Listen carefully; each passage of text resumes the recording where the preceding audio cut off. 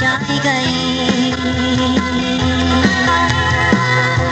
nhị cha đâu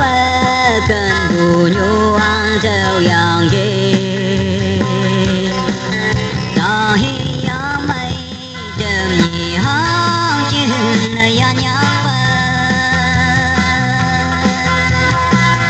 cần bù nhu đã chưa là lan cha như cây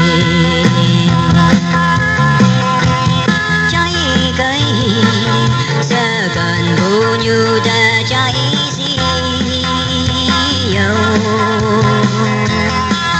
ta hi mong cần đêm nhị yan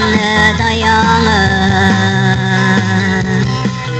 nhị cha nhị nhị sẽ hi phát lên thay bùa yang như yan mà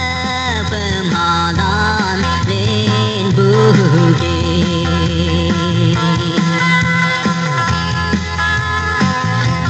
như ya nam cô ảo nhau bông nhưng mà dùng mà son cần bu như phải an bu nấp trao liền mà giờ ta hi mong cần đêm nhị hang chân yan nhang bay cần bu như đã chưa là lan cha như cây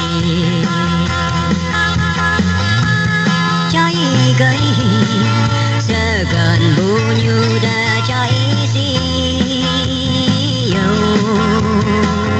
ta hi mong cần đêm nhị yan tay yang nhị cha nhị nhị sẽ hi phát lên thay bùa